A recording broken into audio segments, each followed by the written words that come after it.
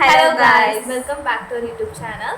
So ഞങ്ങളുടെ തമ്മിൽ കണ്ടപ്പോൾ തന്നെ നിങ്ങൾക്ക് മനസ്സിലായിട്ടുണ്ടാവും. സോ ഇന്നലെ ഞങ്ങളുടെ കയ്യിൽ നിന്ന് ഞങ്ങളുടെ ഫോൺ നഷ്ടപ്പെട്ടു. സോ ഇന്നലെ ഫുള്ളെന്ന് പറയുന്നത് ഭയങ്കര ടെൻഷനോടുകൂടി ടയേർഡായിട്ടുള്ളൊരു ഡേ ആയിരുന്നു. ഉറക്കമില്ല ഗായ്സ്, ഉറങ്ങിയിട്ടില്ല ഇന്നലെ ഫുള്ളായിട്ട്. സോ ഞങ്ങൾക്ക് ഉണ്ടായിരുന്ന ആ ഒരു എക്സ്പീരിയൻസ് ആണ് നിങ്ങൾ ഈ ഒരു വീഡിയോയിൽ ഫുള്ളായിട്ട് കാണാൻ പോകുന്നത്. സോ അത് നഷ്ടപ്പെട്ടപ്പോൾ ഞങ്ങൾ എത്രത്തോളം ശ്രമിച്ചു, അത് കണ്ടുപിടിക്കാനായിട്ട് എത്രത്തോളം എഫേർട്ട് എടുത്തു, എവിടെയൊക്കെ പോയി, എന്താണ് ആക്ച്വലി സംഭവിച്ചത്, എങ്ങനെയാണ് ഇന്നലത്തെ ദിവസം എന്തൊക്കെ ഞങ്ങൾ ചെയ്തു എന്നുള്ളത് നിങ്ങളുമായിട്ട് ഷെയർ ചെയ്യണമെന്ന് വിചാരിച്ചു. കാരണം ഇത് ഞങ്ങൾക്ക് മാത്രം ഉണ്ടാവുന്ന ഒരു സംഭവമല്ല. സോ ഒരുപാട് ആൾക്കാർ ഇതുപോലെ ഫേസ് ചെയ്യുന്നുണ്ടാവും. സോ ഈ നിങ്ങൾക്ക് എന്തെങ്കിലും സൊല്യൂഷൻ ഞങ്ങൾക്ക് പറഞ്ഞു തരാൻ പറ്റുമെങ്കിൽ കമൻറ്റ് ബോക്സിൽ ആർക്കെങ്കിലും സൊല്യൂഷൻസ് അറിയുമെങ്കിൽ പറഞ്ഞു തരിക. സോ ഞങ്ങൾ ഈ ഒരു വീഡിയോയിൽ ഞങ്ങളുടെ എക്സ്പീരിയൻസ് ആണ് ഷെയർ ചെയ്യുന്നത്. സോ ഫുള്ളായിട്ടൊന്ന് കണ്ടു നോക്കുക.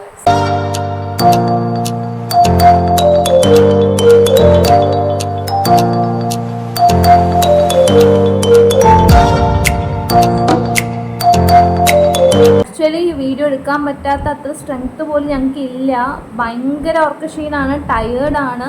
ഈ ഒരു ഒറ്റ ദിവസത്തിൽ ഞങ്ങൾ എത്രത്തോളം ബുദ്ധിമുട്ടി എന്നുള്ളത് ഞങ്ങൾക്ക് മാത്രമേ അറിയത്തുള്ളൂ. സോ ഏകദേശം ഞങ്ങൾ അറിയുന്നത് 10 മണി ആ ഒരു സമയമാകുമ്പോഴാണ് അമ്മ വീട്ടിലെത്തിയിട്ട് തന്നെ പറയുന്നത് ഫോൺ മിസ്സായി കയ്യിൽ നിന്ന് വെച്ചിട്ട്. കാരണം ഓട്ടോയിൽ വെച്ചിട്ടാണ് ഇത് മിസ്സായിരിക്കുന്നത്. കാരണം CCTV ഫുട്ടേജും കാര്യങ്ങളൊക്കെ നമ്മൾ ചെക്ക് ചെയ്തു. കാരണം അമ്പലത്തിൽ എൻ്റർ ചെയ്യുന്നതും കാണുമ്പോൾ കയ്യിൽ പേഴ്സ് മാത്രമേ ഉള്ളൂ. സോ ഫോൺ മിസ്സായിരിക്കുന്നത് ഓട്ടോയിൽ നിന്നാണ്. അപ്പോൾ നമുക്ക് ഏകദേശം CCTVയും കാര്യങ്ങളൊക്കെ കിട്ടി ഗായ്സ്. പക്ഷെ എന്താണെന്ന് പറഞ്ഞു വെച്ചാൽ ആക്ച്വലി ക്ലിയർ ആയിട്ട് നമുക്ക് ആ നമ്പർ കിട്ടുന്നില്ല അല്ലേ. അപ്പോൾ നമ്പർ കിട്ടാത്തിടത്തോളം നമുക്ക് പോലീസുകാരോട് നമുക്ക് പറയാൻ പറ്റത്തില്ല. അതിൻ്റെ ബുദ്ധിമുട്ടും കാര്യങ്ങളൊക്കെ ആക്ച്വലി അറിയാവും, നിങ്ങൾക്കറിയാം, ഞങ്ങൾ പറയുന്നതിനേക്കാൾ നിങ്ങൾക്ക് അറിയാം. സോ നമ്മൾ ആദ്യം എന്താ ചെയ്തേ പറഞ്ഞാൽ നമ്മൾ കോൾ ചെയ്തായിരുന്നു ഗൈസ്. അമ്മ വീട്ടിൽ വന്ന് കാര്യം പറഞ്ഞത് അപ്പം തന്നെ ചേച്ചി വിളിച്ചായിരുന്നു. ഞാൻ ആ ടൈമിൽ കുളിച്ചുകൊണ്ടിരിക്കുകയായിരുന്നു. പുറത്ത് വന്നപ്പോഴാണ് ചേച്ചി പറയുന്നത് ഇങ്ങനെ ഫോൺ മിസ്സായി എന്നൊക്കെ പറഞ്ഞിട്ട് ആകെ ടെൻഷൻ. അപ്പോൾ അമ്മ പറഞ്ഞു വേറെ റെഡി ആവുക, നമുക്ക് പോയി കംപ്ലൈൻറ്റ് കൊടുക്കാമെന്ന് പറഞ്ഞിട്ടുണ്ടായിരുന്നു. നമ്മൾ വിളിക്കുമ്പോൾ കോൾ റിങ് ചെയ്യുന്നുണ്ട്. ചേച്ചി വിളിച്ചപ്പോൾ ഒരു പ്രാവശ്യം അവർ കോൾ അറ്റൻഡ് ചെയ്തിട്ട് ആരാ സംസാരിക്കണം അവരിങ്ങോട്ട് ലിസൺ ചെയ്തു എന്നല്ലാതെ റിപ്ലൈ ഒന്നും തന്നില്ല. അതായത് ഞാനൊരു ഫസ്റ്റ് 10 ടൈംസ് ഞാൻ വിളിച്ചിട്ടുണ്ടായിരുന്നു. അപ്പോൾ കട്ടാക്കി വിട്ടുള്ളൂ ഗൈസ്. അപ്പോൾ പിന്നെ അതിന് ശേഷം ഞാൻ വിളിച്ചപ്പോൾ എടുത്തായിരുന്നു. സോ ഓപ്പോസിറ്റ് സംസാരിച്ചത് ഒരു മെന്നായിരുന്നു. ഓക്കെ, അപ്പോൾ അവർ സംസാരിച്ചു മീൻസ് അതിലെന്തോ ചിരിക്കുന്ന പോലെയൊക്കെയാണ് കേട്ടത്. ഒന്നും റെസ്പോണ്ട് ചെയ്തില്ല. നോർമലി അവർ കട്ട് ചെയ്തു. പിന്നെ വിളിക്കുമ്പോൾ കട്ട് ചെയ്യുക, സ്വിച്ച് ഓഫ് ആക്കുക, ഇത് തന്നെയായിരുന്നു കണ്ടിന്യൂസ് ആയിട്ട് ചെയ്തുകൊണ്ടിരിക്കുന്നത്. ഒരു ലിമിറ്റിൽ ഞങ്ങൾക്കൊരു സമാധാനം പറയുന്നുണ്ട്. ഓക്കെ, റിങ് ചെയ്യുന്നുണ്ടല്ലോ, മേ ബി അവർ നമുക്ക് തരുമായിരിക്കും എന്നുള്ളൊരു വിശ്വാസം ഉണ്ടായിരുന്നു. ബട്ട് ടൈം ഇങ്ങനെ പോകുന്നത് അടുത്തോളം നമുക്ക് ടെൻഷനായി തുടങ്ങി. ഓക്കെ, അപ്പോൾ കാരണം ലോക്കലി ഓടുന്ന ഒരു ഓട്ടോറിക്ഷക്കാരനാണ്. ഓക്കെ, അപ്പോൾ അതുകൊണ്ട് നമുക്കൊരു വിശ്വാസം ഉണ്ടായിരുന്നു മേ ബി തരുന്നു. പിന്നെ ഫോൺ സൈലൻറ്റിലോ ഒന്നും അല്ലായിരുന്നു ഗായ്സ്. ഫോണിൽ ചാർജും ഉണ്ടായിരുന്നു, സൈലൻറ്റും അല്ലായിരുന്നു. സോ ഞങ്ങൾ വിചാരിച്ചു, ഫോൺ അറ്റൻഡ് ചെയ്തപ്പോൾ ഞങ്ങൾ വിചാരിച്ചു ഓക്കെ തിരിച്ച് കിട്ടുന്നുള്ളൊരു പ്രതീക്ഷ ഉണ്ടായിരുന്നു. ബട്ട് അതിന് ശേഷം കോൾ കട്ടാവുകയും ചെയ്തു. അവർക്ക് സ്വിച്ച് ഓഫ് ആക്കാൻ അറിയാനിട്ടായിരിക്കണം ഗൈസ് അവർ സ്വിച്ച് ഓഫ് ആക്കാണ്ട് വെച്ചിട്ടുണ്ടായിരുന്നത്. കാരണം ഒരു 12 മണി വരെ എങ്കിലും ഫോൺ സ്വിച്ച് ഓഫ് ആവാതെ റിങ് അടിച്ചുകൊണ്ടിരിക്കുന്നുണ്ടായിരുന്നു. അപ്പോൾ പിന്നെ ഞാനും അമ്മയും കൂടിയിട്ടാണ് മോർണിംഗ് പോലീസ് സ്റ്റേഷനിലേക്ക് പോയത്. സോ നമ്മളിവിടെ തമ്പാനൂർ പോലീസ് സ്റ്റേഷനിലാണ് പോയിട്ട് ഇൻഫോം ചെയ്തിട്ടുണ്ടായിരുന്നത്. അവരുടെ പോയി കാര്യം പറഞ്ഞപ്പോൾ നോർമലി ഫൈൻഡ് മൈ ഡിവൈസിൽ അവർ അടിച്ച് നോക്കി കിട്ടുമോ എന്നൊക്കെ നോക്കി. അമ്മയ്ക്കാണെങ്കിൽ മെയിൽ ഐഡിയും കാര്യങ്ങളൊന്നും ഓർമ്മയില്ല. സോ വേറൊരു ഫോണിൽ എൻ്റെ ഉള്ളൊരു ഓർമ്മയിൽ വെച്ചിട്ട് ഞാൻ എങ്ങനെയൊക്കെയോ പാസ്വേഡ് റീസെറ്റ് ആയിട്ട് ഞാൻ ആ പാസ്വേഡ് റീസെറ്റ് ആക്കിയിട്ട് അവർക്ക് ഞാൻ പറഞ്ഞു കൊടുത്തു. എന്നിട്ടാണെങ്കിലും അവർ പറഞ്ഞു നെറ്റ് ഓൺ ആയിരുന്നെങ്കിൽ മാത്രമേ ലൊക്കേഷൻ അത് കാണിക്കാം, മീൻസ് നമുക്ക് കണ്ടുപിടിക്കാൻ പറ്റത്തുള്ളൂ എന്ന് പറഞ്ഞു. സോ ഞാൻ അമ്മയടുത്ത് ചോദിച്ചപ്പോൾ അമ്മ പറഞ്ഞു നെറ്റ് ഓഫ് ആയിരുന്നു എന്നും പറഞ്ഞു. സോ ആ ഒരു ഹോപ്പ് നമുക്ക് നഷ്ടപ്പെട്ടു. നമ്മൾ ഫോണിൽ നിന്ന് അവിടെ നിന്ന് വിളിച്ചുകൊണ്ടേ ഇരിക്കുകയായിരുന്നു. റിങ് അപ്പോഴും പോകുന്നുണ്ട്, ഫോൺ സ്വിച്ച് ഓഫ് അല്ലായിരുന്നു. വേണമെങ്കിൽ അവർക്ക് ട്രാക്ക് ചെയ്യാമായിരുന്നു. എന്തുകൊണ്ടാണെന്ന് നമുക്ക് അറിഞ്ഞുകൂടാ. ഇതിൻ്റെ ആക്ച്വൽ റിയാലിറ്റി എന്താ സംഭവം എന്ന് പോലും നമുക്ക് അറിഞ്ഞുകൂടാ. പിന്നെ നമ്മളവിടെ IMEI നമ്പറൊക്കെ വെച്ചിട്ട് നമ്മൾ കംപ്ലയിൻറ്റ് ലെറ്ററിൽ തന്നെ ഏതാ മോഡല്, കളറ് കാര്യങ്ങളെല്ലാം എഴുതി ഡീറ്റെയിൽ ആയിട്ട് പക്കയായിട്ട് കൊടുത്തിട്ടുണ്ട്. സോ അവർ റെസീപ്റ്റ് തന്നു. അവർ പറഞ്ഞു അവരുടെ ലെവൽ ബെസ്റ്റ് ട്രൈ ചെയ്യുക, നോക്കാമെന്ന് പറഞ്ഞു. പിന്നെ വല്ല CCTV ഫുട്ടേജ് ഉണ്ടെങ്കിൽ ആ ഒരു ഓട്ടോയുടെ നമ്പർ കിട്ടുമായിരുന്നെങ്കിൽ അവർക്ക് കുറച്ചുകൂടി ഹെൽപ്ഫുൾ ആയിരുന്നു എന്ന് പറഞ്ഞിട്ടുണ്ടായിരുന്നു. സോ അങ്ങനെയാണ് ഞാനും അമ്മയും കൂടിയിട്ട് CCTV ഫുട്ടേജിന് വേണ്ടിയിട്ട് നമ്മളുടെ ഇവിടെ ലൊക്കേഷനിൽ എത്തിയിട്ട് നമ്മൾ കുറേ നടന്നു. സോ നമ്മളുടെ ഒരു നിർഭാഗ്യം എന്ന് പറയാം ഗൈസ്, തൊട്ട് തലേ ദിവസം ഇവിടെ ഇടിപൊട്ടി മിന്നലൊക്കെ മഴയും കാര്യങ്ങളൊക്കെ ആയതുകൊണ്ട് CCTV ഫുട്ടേജ് എല്ലാം അറ്റ് എ ടൈം അടിച്ചു പോയിരിക്കായിരുന്നു എന്നാണ് ഇവർ പറഞ്ഞിട്ടുണ്ടായിരുന്നത്. അത് മാത്രമല്ലാണ്ട് ഓരോ വീടുകളിലും CCTV ഫുട്ടേജ് ഉണ്ടായിരുന്നു. ആ നേരെ പോയി ചോദിച്ചപ്പോൾ അവർ ഇല്ല, എന്താണ് വർക്കിംഗ് ഒക്കെ നടക്കണോണ്ട് അവിടെ കേബിൾ വയർ എന്തോ കട്ടായി പോയി അങ്ങനെ ഇങ്ങനെ പറഞ്ഞു. സോ ഇന്നലെ സത്യം പറഞ്ഞ ഒരു ബാഡ് ലക്കായിട്ടുള്ളൊരു ഡേ തന്നെ ആയിരുന്നു ഞങ്ങൾക്ക്. പിന്നെ സോ അങ്ങനെ ഉച്ചയോട് കൂടിയിട്ടാണ് അമ്മ ആക്ച്വലി വീട്ടിലേക്ക് വന്നു. മോർണിംഗ് ഒന്നും ഫുഡ് കഴിച്ചിട്ടില്ല. സോ ഈ ഒരു സംഭവത്തോട് കൂടിയിട്ട് സോ ഏകദേശം നമ്മൾ ഉച്ചയ്ക്ക് ഞാനും ഇവരുടെ കൂടെ പോകേണ്ട അവസ്ഥയായി. സോ നമ്മൾ തീരുമാനിച്ചു, ഞാൻ എനിക്കറിയാവുന്ന ഫ്രണ്ട് സർക്കിൾസിലുള്ള ആർക്കെങ്കിലും മൊബൈൽ ട്രാക്കിംഗ് അറിയോ, ഹാക്കിംഗ് അറിയോ, സോ അങ്ങനെ എക്സ്റ്റെൻഡോട്ട് പോകും, ഹാക്കിംഗ് അറിയുന്ന ആൾക്കാർ ആരെങ്കിലും ഉണ്ടോ, സോ എങ്ങനെയെങ്കിലും നമ്മുടെ മൊബൈൽ കിട്ടിയാൽ മതി എന്നുള്ളൊരു അവസ്ഥയാണ്. കാരണം നമ്മുടെ എന്താ പറയുക ഇൻസ്റ്റ അക്കൗണ്ട് ആയാലും എല്ലാം നമ്മൾ ആ ഫോണിലാണ് ഗൈസ് എല്ലാം. സോ നമ്മൾ ഫുള്ളായിട്ട് ഡീറ്റെയിൽസ് എല്ലാം അതാണ്. സോ നമ്മൾ കംപ്ലീറ്റ്ലി അതിനോട് അറ്റാച്ച്ഡ് ആണ്. സോ നമുക്കത് ഇല്ലാണ്ട് പറ്റില്ല എന്നുള്ളൊരു അവസ്ഥയിലായിരുന്നു.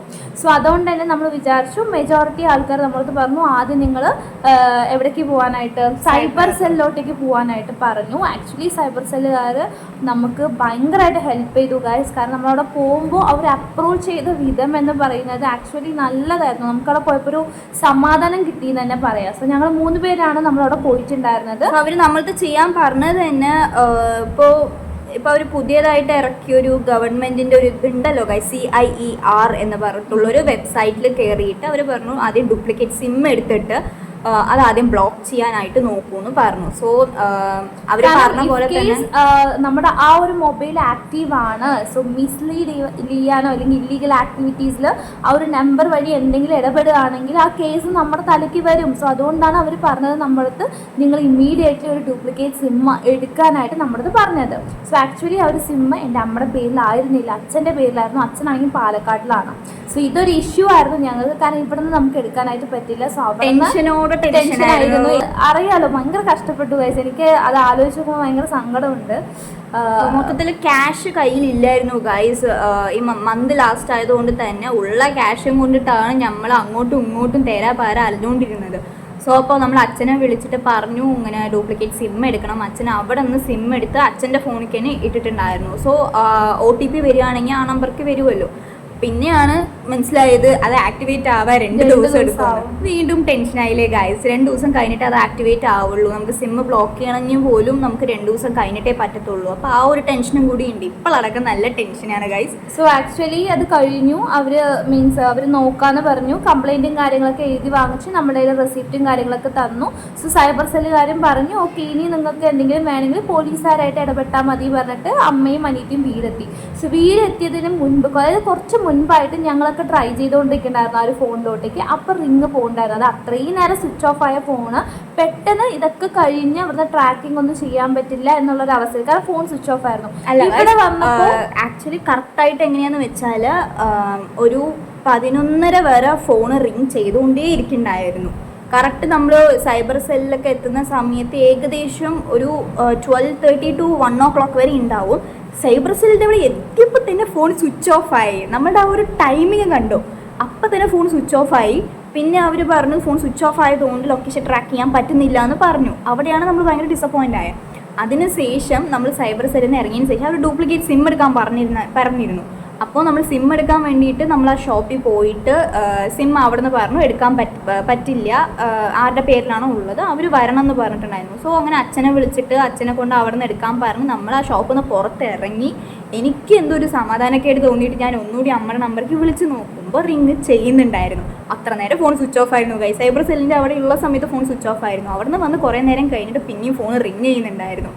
സോ അപ്പോഴും എന്താ പറയുക, നമ്മളുടെ ഒരു കഷ്ടകാലം കണ്ടോ ഗൈസ്. എന്നാലും ഫുൾ ഒരു ബാഡ് ലക്കോട് കൂടിയിട്ടാണ് നമ്മൾ ട്രാവൽ ചെയ്തുകൊണ്ട് തന്നെ ഇരിക്കണ്ടായിരുന്നത്. സോ പിന്നെ അതിനുശേഷം വിചാരിച്ചു ഓക്കെ റിങ് ചെയ്യുന്നുണ്ടല്ലോ ശരി മേ ബി നമ്മൾ അവരെ അപ്രോച്ച് ചെയ്യുകയാണെങ്കിൽ അവർക്ക് ട്രാക്ക് ചെയ്തിട്ട് ആ ലൊക്കേഷൻ കണ്ടുപിടിക്കാൻ പറ്റുമെന്ന് വിചാരിച്ചിട്ട് വീണ്ടും നമ്മൾ ഓട്ടോ എടുത്തിട്ട് നമ്മൾ സൈബർ സെൽ വരെ പോയായിരുന്നു. സോ പോയിട്ട് അവർക്ക് ഡീറ്റെയിൽസും കാര്യങ്ങളൊക്കെ കൊടുത്തു. അവർ ചെക്ക് ചെയ്ത സമയത്ത് സ്വിച്ച് ഓഫ് ആയിരുന്നു ഗൈസ്. പിന്നെന്താണ് IMEI നമ്പർ അല്ലേ. സോ അത് വെച്ചിട്ട് അവർ ചെക്ക് ചെയ്ത് നോക്കാമെന്ന് പറഞ്ഞിട്ടുണ്ടായിരുന്നു. പക്ഷെ കുറച്ച് ലേറ്റ് ആവുമെന്ന് പറഞ്ഞു. പക്ഷെ അത് വെച്ച് നോക്കിയപ്പോഴും കിട്ടിയിട്ടുണ്ടായിരുന്നില്ല. കിട്ടിയത് എൻ്റെ അച്ഛൻ്റെ ഡീറ്റെയിൽസ് ആയിരുന്നു. കാരണം ഡ്യൂപ്ലിക്കേറ്റ് സിം എടുത്തത് കാരണം അച്ഛൻ എവിടെയാണെന്നുള്ള ഡീറ്റെയിൽസാണ് കിട്ടിയിട്ടുണ്ടായിരുന്നത്. നമ്മുടെ ഫോണിൻ്റെ കാര്യം എന്താണ് ഏതാണെന്നുള്ളതൊക്കെ പിന്നെ തോന്നി അയ്യോ ഡ്യൂപ്ലിക്കേറ്റ് സിം എടുക്കണ്ടായിരുന്നു എന്ന് തോന്നിപ്പോയി. പിന്നെ അവര് പറഞ്ഞു ഇല്ല നിങ്ങൾ എടുത്തത് എന്തുകൊണ്ടും നന്നായി എങ്കിലും അത് മിസ്യൂസ് ചെയ്യാണ്ടിരിക്കത്തുള്ളൂ. സോ എത്രയും പെട്ടെന്ന് നിങ്ങൾക്ക് ബ്ലോക്ക് ചെയ്യാൻ പറ്റുമെങ്കിൽ അതാദ്യം നിങ്ങളൊന്ന് ചെയ്ത് വെക്കൂ, നമുക്ക് ട്രൈ ചെയ്യാമെന്ന് മാത്രം അവർ പറഞ്ഞു. പിന്നെ ഞങ്ങൾക്കൊരു അതിന് ശേഷമാണ് നമുക്ക് CCTV ഫുട്ടേജ് കിട്ടിയത് തന്നെ. വാട്സപ്പിൽ വന്നിട്ടുണ്ടായിരുന്നു. ഫുട്ടേജ് ഞങ്ങൾക്ക് കിട്ടണമെന്ന് ഞങ്ങളുടെ വാശിയായിരുന്നു. കാരണം നമുക്ക് അതിന് പിന്നാലെ അത്രയും നമ്മൾ നടന്നിട്ടുണ്ട്. രാവിലെ തൊട്ട് എങ്ങനെയെങ്കിലുമൊക്കെ CCTV ഫുട്ടേജ് കിട്ടണം. സോ നമ്മുടെ കയ്യിൽ ഫോൺ എത്തണമെങ്കിലും ഇല്ലെങ്കിലും ഒരു മനസാക്ഷി പറയുന്നത് വേണ്ടേ ഗൈസ്. കാരണം നമ്മുടെ ഒരു കയ്യിലൊരു പ്രോപ്പർട്ടി ഒരു ഫിസിക്കലായിട്ടുള്ള ഒരു ഒബ്ജക്റ്റ് ആണെന്നുണ്ടെങ്കിലും അത് നമുക്ക് വാല്യുബിൾ ആണ് അല്ലേ. സോ ഞങ്ങൾ അതിന് വേണ്ടിയിട്ട് CCTV ഫുട്ടേജ് കണ്ടെത്താനായിട്ട് നമ്മളിവിടെ മോർണിംഗ് ടു ഈവനിങ് വരയ്ക്കും ഇങ്ങോട്ടും അങ്ങോട്ടും ഒക്കെ നടക്കുമായിരുന്നു ഗൈസ്. 1-2 ക്യാമറയല്ല 10-25 ക്യാമറയുണ്ട് ഈ ഒരു ലൊക്കാലിറ്റിയിൽ ഫുള്ളും ആയിട്ട്. എല്ലാം പോയി കിടക്കുകയാണെന്ന് വിചാരിച്ചാൽ നമ്മളുടെ ആ ഒരു ബാഡ് ലക്ക് എന്ന് തന്നെ പറയണം. പിന്നെ ചില CCTV വർക്ക് ചെയ്യുന്നുണ്ട്, ചില CCTV വർക്ക് പക്ഷെ അത് വർക്ക് ചെയ്യുന്നതാണെങ്കിലോ ടൈം വന്നിട്ട് 11 മണിക്ക് ശേഷമാണ് ഗൈസ് ഇവിടുത്തെ CCTV ഒക്കെ വർക്ക് ചെയ്തിട്ടുണ്ടായിരുന്നത്. ആക്ച്വലി ഇത് കേട്ടപ്പോൾ എനിക്ക് സങ്കടം വന്നു. അതായത് ഇവിടെ എത്ര CCTV ക്യാമറ നമുക്ക് CCTV ക്യാമറ നമുക്കൊരു ആശ്വാസം എന്ന് പറയുന്നത് ഓക്കെ എന്തെങ്കിലും ഒരു ക്രൈം നടക്കുവാണെങ്കിൽ പിന്നീട് അത് തെളിയിക്കണമെങ്കിൽ ആ ഒരു സംഭവം നടന്നു എന്നുള്ളത് അവിടെ CCTVയിൽ റെക്കോർഡ് ആവുമല്ലോ. ആ ഒരു ആശ്വാസം ഞങ്ങൾക്ക് ഉണ്ടായിരുന്നു. പക്ഷെ പിന്നീടാണ് അറിഞ്ഞത് ഇടി പൊട്ടിയത് കാരണം അത് വർക്കായില്ല. സോ നമ്മളുടെ മൈൻഡിൽ ഒരു ക്വസ്റ്റ്യൻ മാർക്കായിരുന്നു. സോ ഓക്കെ ഇപ്പം മൊബൈൽ ഇങ്ങനെ കാണാണ്ട് പോയി ഓക്കെ അതൊരു പ്രോബ്ലം തന്നെയാണ്. സോ ഇപ്പോൾ അവിടെ ഒരു വേറൊരു ക്രൈമാണ് അവിടെ നടന്നിട്ടുണ്ടെന്നുണ്ടെങ്കിൽ എന്തായിരിക്കും അവസ്ഥ?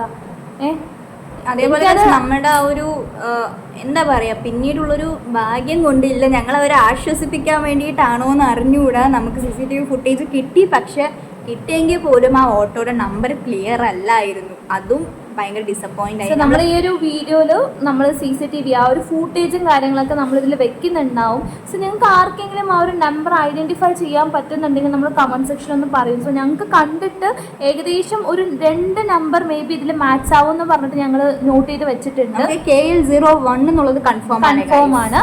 ആൻഡ് അതിൻ്റെ താഴെയുള്ള നമ്പർ ഏകദേശം ഞങ്ങൾക്ക് തോന്നിയത് 1623 എന്നാണ്. സോ നിങ്ങളും ജസ്റ്റ് ഒന്ന് ആ ഒരു വീഡിയോ ഫുള്ളായിട്ടൊന്ന് കണ്ടു നോക്കൂ. സോ നിങ്ങൾക്ക് ഏത് നമ്പറാണ് വരുന്നത് എന്ന് വെച്ചാൽ നമ്മുടെ കമൻറ്റ് സെക്ഷനിലൊന്ന് പറയൂ. വലിയൊരു ഉപകാരമാവും. സോ ഐഡൻറ്റിഫൈ ചെയ്യാൻ ഉപകാരം.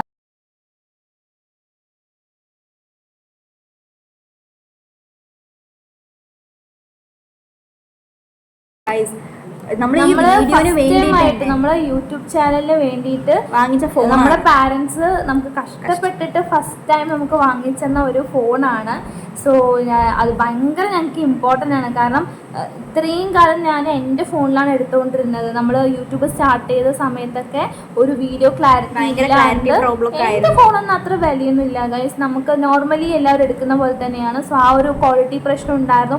അപ്പോൾ നമ്മൾ ഏകദേശം ഒരു 1K ഒക്കെ കഴിഞ്ഞ് ഏകദേശം 10K അല്ലേ അങ്ങനെയൊക്കെ പോകുന്ന സമയത്താണ് നമ്മൾ ആക്ച്വലി സബ്സ്ക്രൈബേഴ്സ് വന്നു. ഓക്കെ പിന്നെ കുറേ പേര് പറയുന്നുണ്ടായിരുന്നു നിങ്ങൾ വീഡിയോ ക്വാളിറ്റി ഇല്ല, നിങ്ങൾ ഇത്രയും കഷ്ടപ്പെട്ട് ചെയ്യല്ലേ, സോ വ്യൂവേഴ്സ് എങ്കിലും വേണ്ടേ. സോ അങ്ങനെയൊക്കെ ഒരുപാട് പേര് സജസ്റ്റ് ചെയ്തതിന് ശേഷമാണ് പാരൻസ് അവരറിഞ്ഞ് നമുക്കൊരു ഫോൺ വാങ്ങിച്ച് തന്നത്.